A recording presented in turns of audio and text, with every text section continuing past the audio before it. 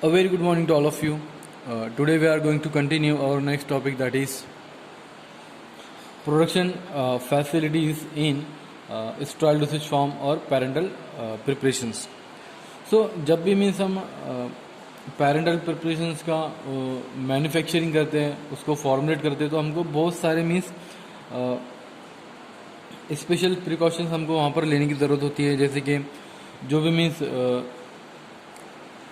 जो means aseptic area होता है, ओके, देन फिर क्वारंटाइन एरिया, ओके, तो उसको मेंटेन करने की हमको ज़रूरत होती है. मीन्स उसकी स्टेबिलिटी को मेंटेन करने की ज़रूरत होती है हमको. तो जब भी मीन्स हम पैरेंटल प्रिपरेशन को फॉर्मुलेट करते हैं, तो जो भी एरिया में उसको मैन्युफैक्चरिंग किया जाता है, उसको फॉर्मुलेट किया जाता है, तो वो उसको 5 सेक्शन के अंदर डिवाइड किया जाता है. जैसे कि फर्स्ट जो आता है उसको हम बोलते हैं clean up area. Then second आता है प्रिपरेशन एरिया, ओके, जहाँ पर हम प्रिपेयर करते हैं. देन फिर असेप्टिक एरिया, ओके, देन फिर क्वारंटाइन एरिया, देन फिर फिनिशिंग एंड पैकेजिंग एरिया. तो ये सब सेक्शन में उसको डिवाइड किया जाता है. तो जो भी मीन्स पहला एरिया आता है जो जिसको हम बोलते हैं क्लीन अप एरिया, तो it is not an aseptic area. Means वो असेप्टिक एरिया नहीं ऐसा नहीं होना चाहिए. ओके,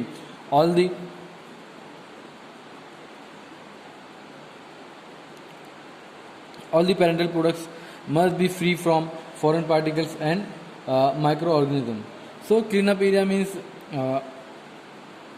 ऐसा होना चाहिए कि मीन्स जो भी पैरेंटल हम प्रोडक्ट्स को मीन्स उसके अंदर जो भी पैरेंटल प्रोडक्ट्स हैं, ओके, वो फ्री फ्रॉम मीन्स जो माइक्रो ऑर्गेनिज्म है, पायरोजेंस है या फिर फॉरेन पार्टिकल्स है, वो उससे फ्री होना चाहिए.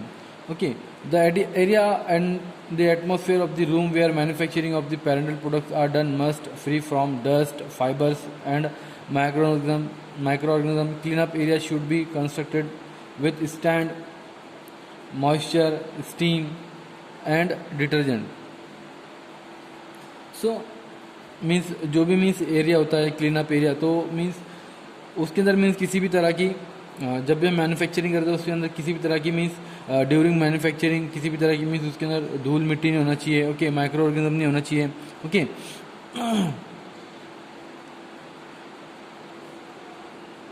और क्लीन अप एरिया मीन्स ऐसा होना चाहिए कि उसके अंदर मीन्स किसी भी तरह की मीन्स जो उसकी वॉल्स वगैरह है, तो उसके मीन्स एक उसको कोड होना चाहिए, कोडिंग करना चाहिए ऐसे मटेरियल से जिसके ऊपर मीन्स जो भी मीन्स माइक्रो ऑर्गेनिज्म है, जो डस्ट है, वो उस पर बैठ ना पाए. ओके, मीन्स ऐसी उसकी वॉल वगैरह होनी चाहिए, उसकी सीलिंग वगैरह ऐसी होनी चाहिए. ओके, क्लीन अप एरिया की. और उसके अंदर मीन्स एग्जॉस्ट फैन भी होना चाहिए. ओके, कि जो ह्यूमिडिटी होती है, ओके, तो वो वहाँ से रिमूव हो पाए एग्जॉस्ट फैन के ज़रिए. ओके, जैसे कि हमारे लेबोरेटरी वगैरह में भी एग्जॉस्ट फैन होते हैं. ओके, वो मीन्स ह्यूमिडिटी को रिमूव करने के लिए यूज़ करते हैं और जो भी मीन्स टेम्परेचर को मेंटेन करने के लिए हम यूज़ करते हैं. Heat and humidity for the comfort of the person working in this area. So वहाँ पे मीन्स एग्जॉस्ट फैन भी होना चाहिए कि जो भी ह्यूमिडिटी है वो उसको वहाँ से रिमूव करे, कि जो भी मीन्स जो पर्सन है वो उस एरिया के अंदर वर्किंग कर रहा है, तो वो उसके अंदर वो कंफर्ट फील करे. मीन्स उसको किसी भी तरह की मीन्स डिस्कम्फर्ट नहीं होना चाहिए उसको. और ये जो एरिया होता है means clean up area, means ये हमेशा मीन्स ये क्लीन होना चाहिए और असेप्टिक होना चाहिए. ओके, और इसके अंदर मीन्स किसी भी तरह का मीन्स कंटामिनेशन नहीं होना चाहिए. और the container closure are properly washed and dried in this area. So ये एरिया के अंदर मीन्स जो भी कंटेनर है और जो भी मीन्स क्लोजर वगैरह, जो भी बॉटल्स वगैरह हैं, ओके, वाइल्स वगैरह, तो ये इस एरिया के अंदर वो प्रॉपरली वॉश होना चाहिए और ड्राई होना चाहिए. ओके, जिसको हम बोलते हैं क्लीन अप एरिया, जिसके अंदर हम सब जो इंस्ट्रूमेंट होते हैं हमारे, हम उसको क्लीन करते हैं. ओके, द नेक्स्ट होता है फिर प्रिपरेशन एरिया.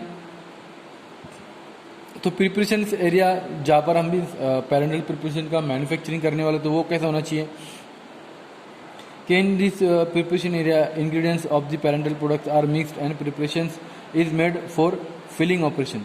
सो प्रिपरेशन एरिया उसको बोलते हैं हम जहाँ पर मीन्स हम एक्चुअल में मीन्स मैन्युफैक्चरिंग करने वाले हैं इंग्रेडिएंट्स की या फिर जो भी प्रोडक्ट्स है उसको प्रिपेयर करने वाले, और वहाँ पर फिलिंग ऑपरेशन भी हमारा जो फिलिंग जो स्टेप है वो भी हमारी वहाँ पर डन होंगी.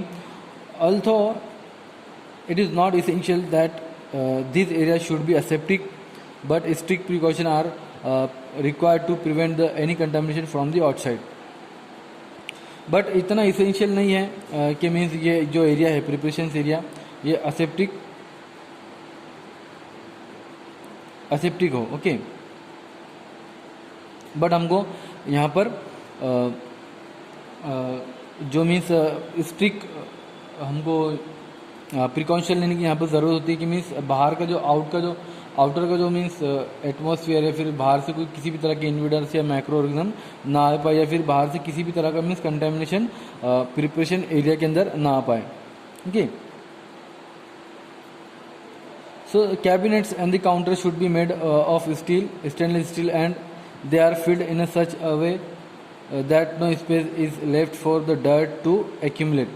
सो जो भी मीन्स कैबिनेट और जो काउंटर्स होता है वो किससे बना होना चाहिए? स्टेनलेस स्टील से. ओके, मीन्स उसके अंदर किसी भी तरह की मीन्स स्पेस नहीं होना चाहिए मीन्स डर्ट को या फिर धूल वगैरह को बैठने के लिए. Okay, ceiling walls and floor should be sealed and suitably painted to keep them thoroughly clean.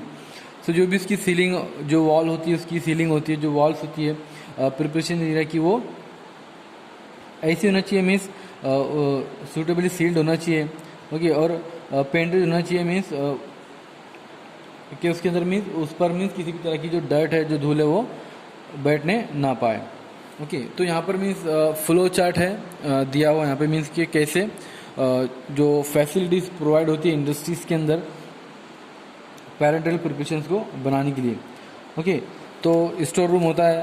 Okay, सबसे पहले जो स्टोर रूम होता है जिसके अंदर मटेरियल्स और इक्विपमेंट्स हमारे रखे होते हैं. ओके, देन वहाँ से फिर वो क्लीन अप एरिया के अंदर जाता है. देन फिर क्लीन अप एरिया से वो जो भी मीन्स इक्विपमेंट्स है जैसे कि वायल्स वगैरह कंटेनर वगैरह वो डायरेक्टली स्टेलाइजेशन के लिए चले जाते हैं, और जो भी मीन्स रॉ मटेरियल्स होता है वो प्रिपरेशन एरिया के अंदर प्रिपरेशन के लिए चला जाता है. देन फिर जो भी मीन्स कंटेनर होते हैं वो फॉर्मेशन बनने के बाद डायरेक्टली असेप्टिक फिलिंग एरिया के अंदर आते हैं. ओके, फिर जो प्रिपरेशन होता है हम भी उसको भी हम फिलिंग एरिया के अंदर उसको लेके जाते हैं. देन फिर कंटेनर के अंदर हम जो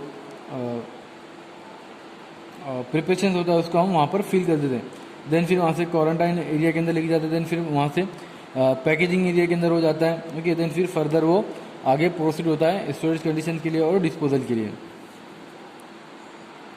देन आफ्टर प्रिपरेशन एरिया से फिर जो प्रिपरेशन होता है वो directly means aseptic filling area के अंदर जाता है. ओके, देन वहाँ पर जो भी प्रिपरेशन होता है पैरेंटल फॉर्मुलेशन वो डायरेक्टली ट्रांसफ़र होता है असेप्टिक फिलिंग एरिया के अंदर. ओके, देन फिर जो पैरेंटल प्रिपरेशन है वो फिल्टर होता है, और जो भी फाइनल कंटेनर होता है जो भी स्टेलाइजेशन के थ्रू फिलिंग एसेप्टिक एरिया के अंदर आता है. ओके, वो वहाँ पर फिल होता है.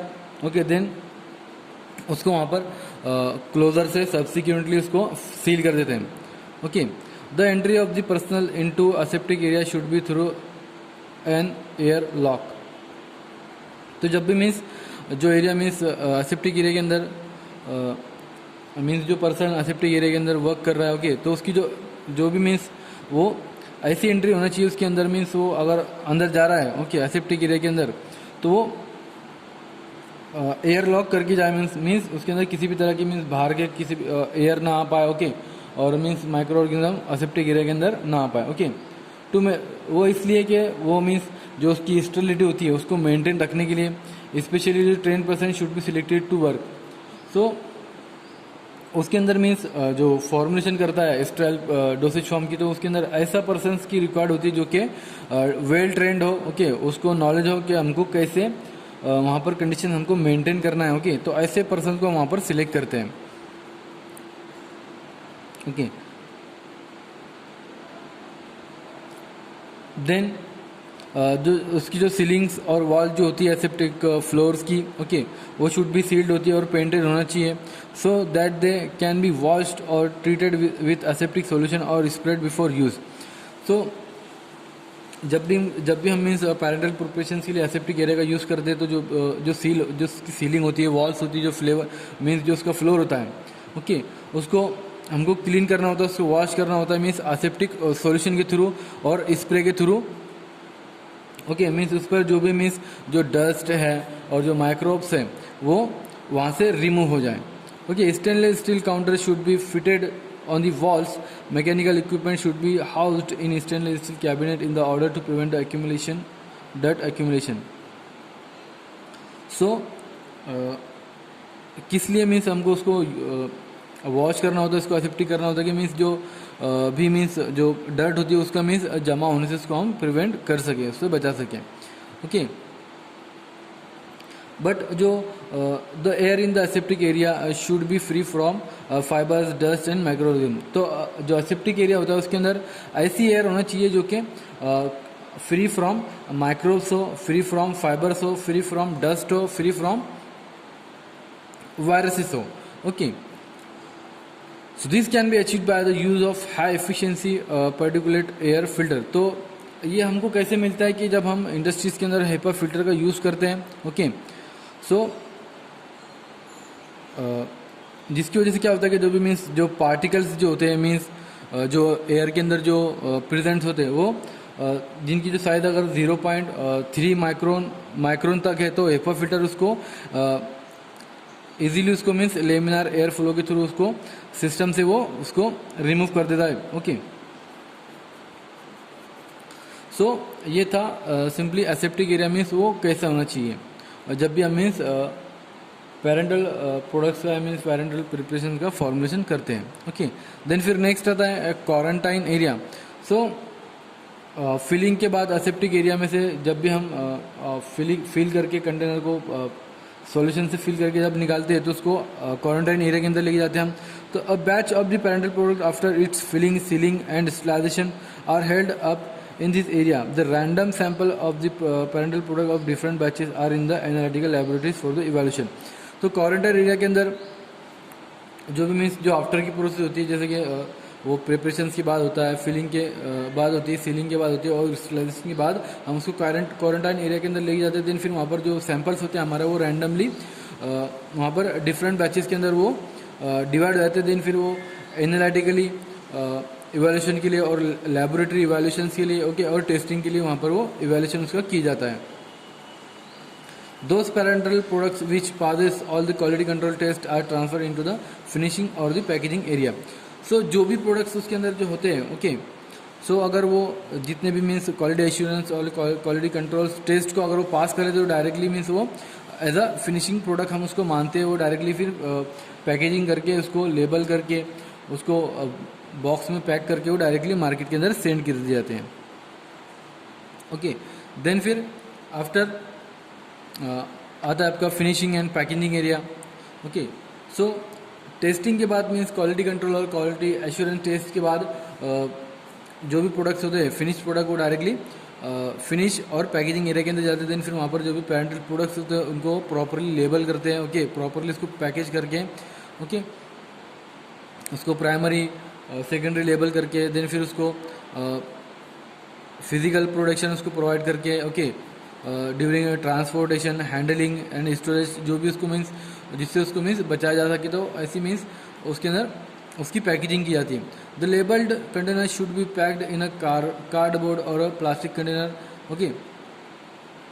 तो जो भी मीन्स कंटेनर्स होते हैं लेबल्ड कंटेनर उसको प्लास्टिक के अंदर या फिर कार्डबोर्ड के अंदर उसको पैक करके रख देते हैं। देन फिर जो एम्पुल्स वगैरह होते हैं, ओके, उसको बॉक्सेस के अंदर पार्टीशनिंग बॉक्स के अंदर उसको रखकर फिर उसको मार्केट में बेच दिया जाता है, ओके। तो ये था सिंपली आपका production facilities in parenteral preparations और sterile dosage form. Then next आता है फिर आपका preparation of intravenous fluids. So जो भी मीन्स लार्ज वॉल्यूम के अंदर जो फ्लूइड्स होते हैं जैसे कि आईवी वगैरह के अंदर जो भी हम लेते हैं मीन्स डेक्सट्रोज वगैरह, ओके, जिनकी जो कि large volume of the parenteral solution intended to be administered by the intravenous fluid are commonly called intravenous fluid. So ऐसे लार्ज वॉल्यूम पेरेंट्रल सॉल्यूशन जो कि हम इंट्रावेनस रूट के थ्रू हम उसको एडमिनिस्टर करते थे, हम उसको इंट्रावेनस फ्लूइड हम उसको कहते हैं। जैसे कि उसके अंदर आपकी सलाइन वगैरह जो आती है, ओके, उसको हम इंट्रावेनस फ्लूइड बोलते हैं। The intravenous fluid are administered to supply body fluid, electrolytes और provide nutrition to the body. So जो इंट्रावेनस फ्लूइड जो होते हैं, हम किस लिए हम उसको यूज़ करते हैं, किस लिए हम उसको एडमिनिस्टर करते हैं हमारी बॉडी के अंदर की जो बॉडी की जो बॉडी फ्लूइड्स हैं, ओके, मीन्स जो इलेक्ट्रोलाइट्स होते हैं, देन फिर जो न्यूट्रिएंट्स होते हैं हमारी बॉडी को, वो हमको वो प्रोवाइड कर सके, हमको वो मिल सके, ओके। मीन्स जो भी मीन्स इलेक्ट्रोलाइट का इम्बैलेंस होता है, ओके, न्यूट्रिशन की कमी हो जाती है, तो उसकी वजह से हम उसको यूज़ करते हैं, ओके। किसी भी बीमारी के अंदर हम उसको लेते हैं, सलाइन वगैरह, okay. So intravenous fluid are available in the packs of 100 ml to 1000 ml। So जो इंट्रावेनस फ्लूइड होते हैं, तो 1 100 ml से 1000 ml तक के वो मीन्स पैक किए जाते हैं, जिसमें आपका 250 ml की सलाइन भी आती है, 500 ml की सलाइन भी आती है, ओके।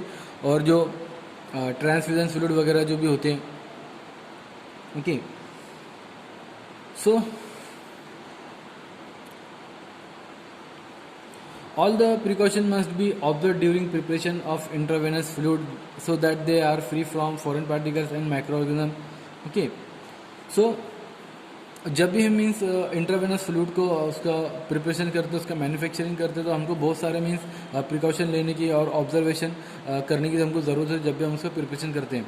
सो मीन्स ऐसी कंडीशन में उसको बनाना होता है जो कि फ्री फ्रॉम हो, फ्री फ्रॉम पार्टिकल्स हो, फ्री फ्रॉम माइक्रो ऑर्गेनिज्म हो, ओके। और ये मीन्स जो इंट्रावेनस फ्लूइड जो होते हैं, मीन्स ये आइसोटोनिक होना चाहिए कि जो भी हमारी बॉडी फ्लूइड से वो मैच कर सकें, ओके।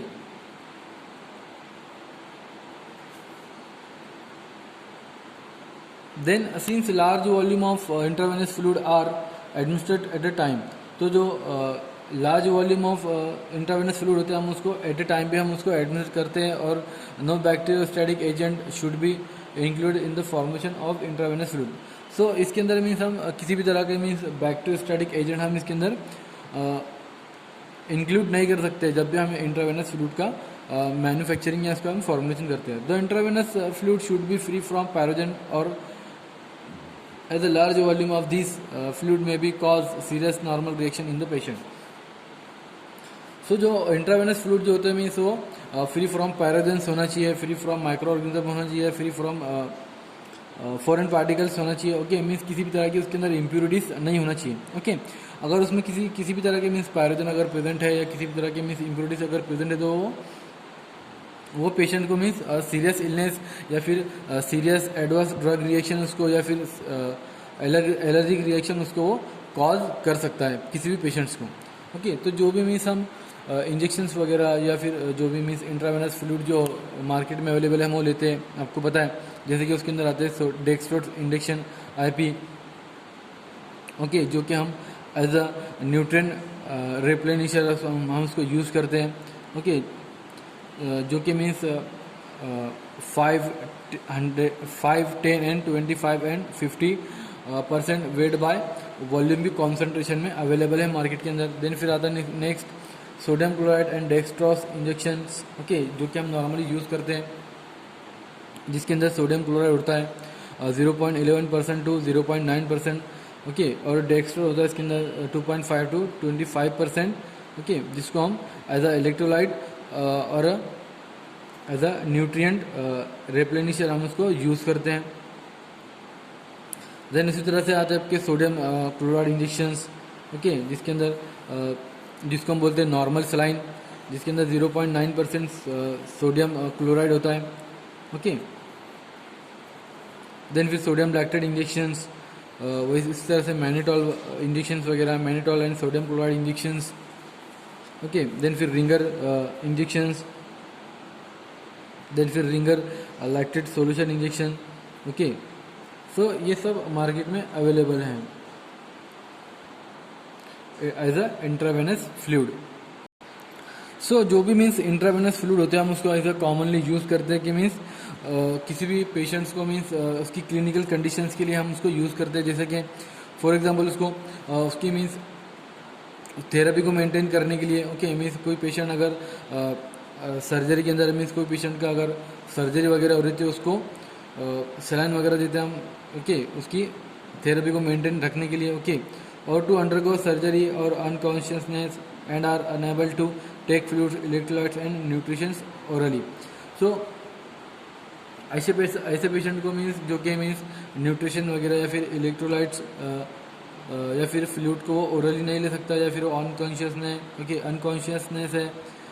ओके, फिर वो सर्जरी के अंदर है, तो ऐसी कंडीशन में हम इलेक्ट्रोलाइट फ्लूइड का यूज़ करते हैं। और ज़्यादा अगर सीरियस कंडीशन होगी पेशेंट्स की, ओके, डायरिया वगैरह के अंदर भी हम उसको एज अ यूज़ करते हैं इंट्रावेनस फ्लूइड को। देन रिप्लेसमेंट थेरेपी के लिए भी हम यूज़ करते हैं in this patient who have to suffered heavy loss of fluid and electrolyte due to the severe diarrhoea, vomiting and Burns.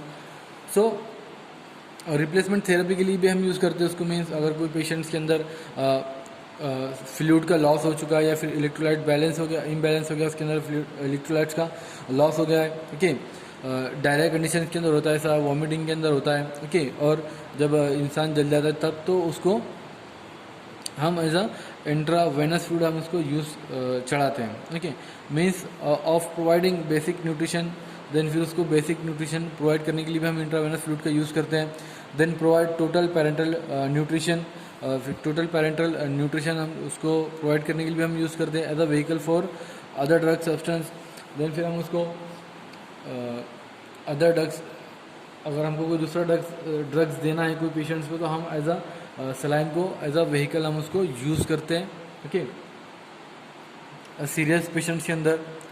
Okay, तो ये था सिंपली मीन्स आज के लेक्चर, जिसमें हमने देखा कि कौन कौन सी फैसिलिटीज़ होती हैं पेरेंटल प्रिपरेशंस को बनाने के लिए, और कौन कौन से टाइप के parental preparations means intravenous fluid जो होते हैं।